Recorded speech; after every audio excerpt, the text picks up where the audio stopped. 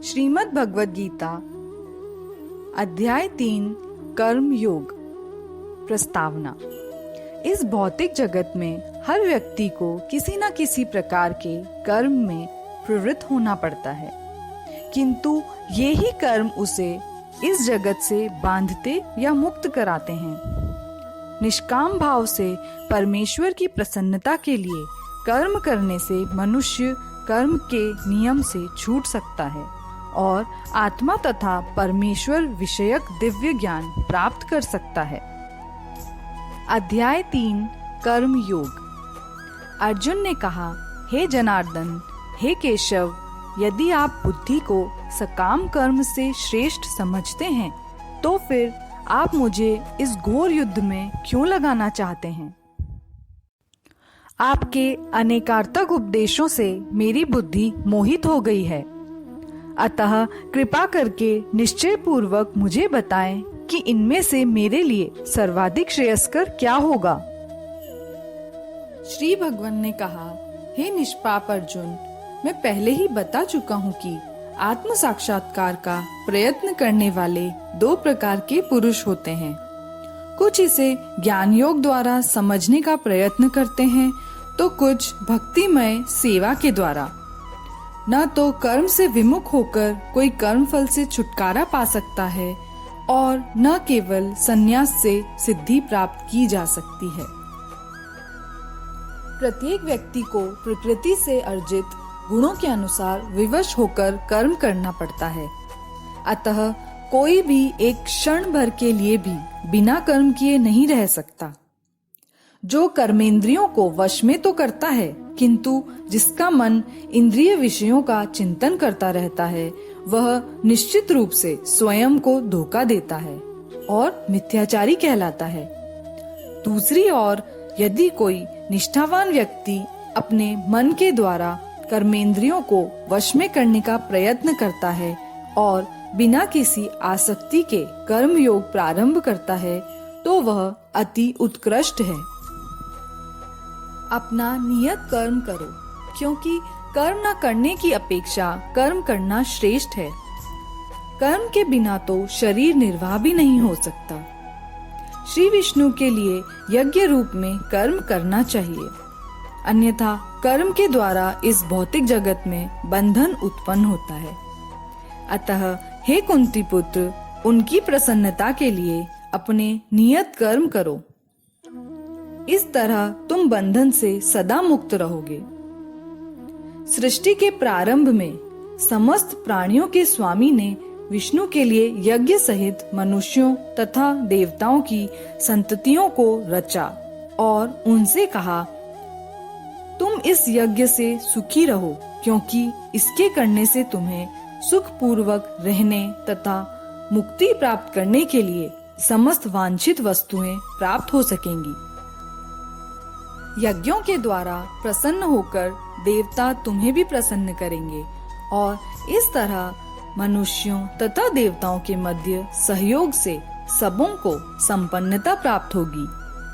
जीवन की विभिन्न आवश्यकताओं की पूर्ति करने वाले विभिन्न देवता यज्ञ संपन्न होने पर प्रसन्न होकर तुम्हारी सारी आवश्यकताओं की पूर्ति करेंगे।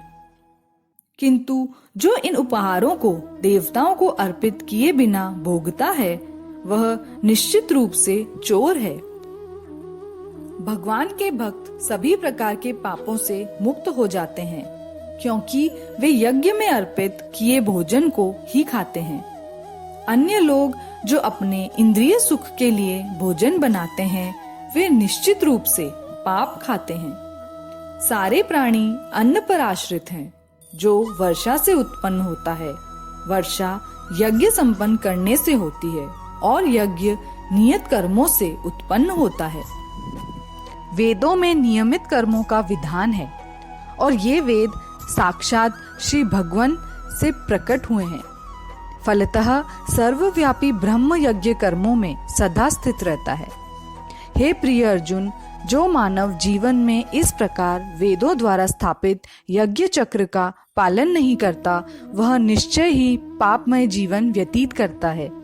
ऐसा व्यक्ति केवल, किंतु जो व्यक्ति आत्मा में ही आनंद लेता है, तथा जिसका जीवन आत्म साक्षात्कार युक्त है और जो अपने में ही पूर्णतया संतुष्ट रहता है, उसके लिए कुछ करणीय नहीं होता। स्वरूप सिद्ध व्यक्ति के लिए ना तो अपने नियत कर्मों को करने की आवश्यकता रह जाती है, न ऐसा कर्म न करने का कोई कारण रहता है। उसे किसी अन्य जीव पर निर्भर रहने की भी आवश्यकता नहीं रह जाती।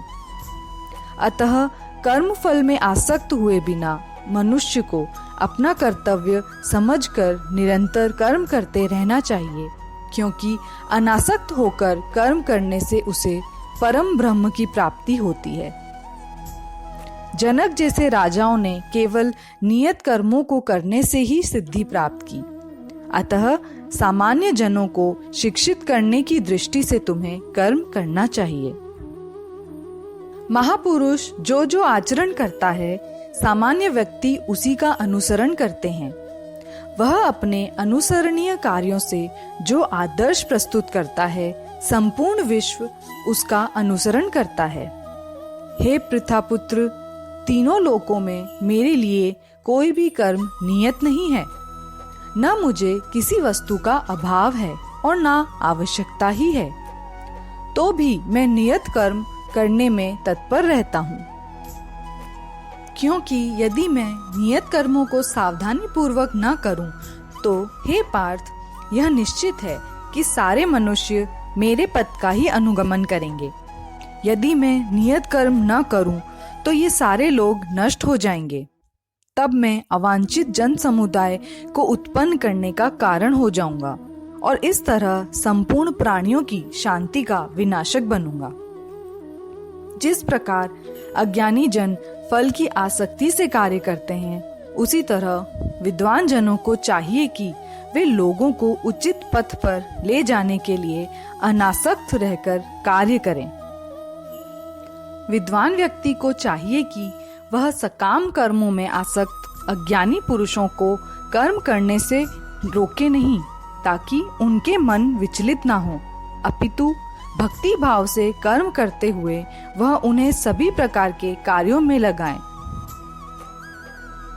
जीवात्मा अहंकार के प्रभाव से मोहग्रस्त होकर अपने आप को समस्त कर्मों का कर्ता मान बैठता है, जबकि वास्तव में वे प्रकृति के तीनों गुणों द्वारा संपन्न किए जाते हैं। हे महाबाहो, भक्ति भावमय कर्म तथा सकाम कर्म के भेद को भली भांति जानते हुए जो परम सत्य को जानने वाला है, वह कभी भी अपने आप को इंद्रियों में तथा इंद्रिय तृप्ति में नहीं लगाता।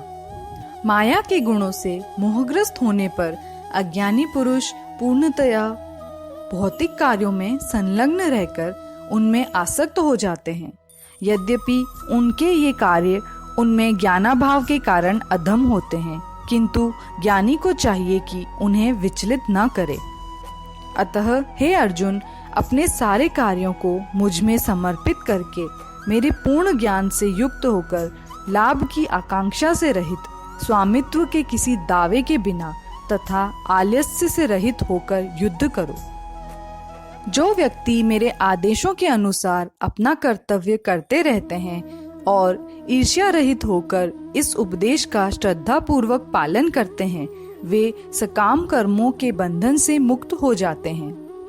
किंतु जो ईर्ष्यावश इन उपदेशों की उपेक्षा करते हैं और इनका पालन नहीं करते, उन्हें समस्त ज्ञान से रहित, दिग्भ्रमित तथा सिद्धि के प्रयासों में नष्ट भ्रष्ट समझना चाहिए। ज्ञानी पुरुष भी अपनी प्रकृति के अनुसार कार्य करता है, क्योंकि सभी प्राणी तीनों गुणों से प्राप्त अपनी प्रकृति का ही अनुसरण करते हैं। भला दमन से क्या हो सकता है? प्रत्येक इंद्रिय तथा उसके विषय से संबंधित राग द्वेष को व्यवस्थित करने के नियम होते हैं। मनुष्य को ऐसे राग तथा द्वेष के वशीभूत नहीं होना चाहिए, क्योंकि ये आत्म साक्षात्कार के मार्ग में अवरोधक हैं। अपने नियत कर्मों को दोषपूर्ण ढंग से संपन्न करना भी अन्य के कर्मों को भली भांति करने से श्रेयस्कर है।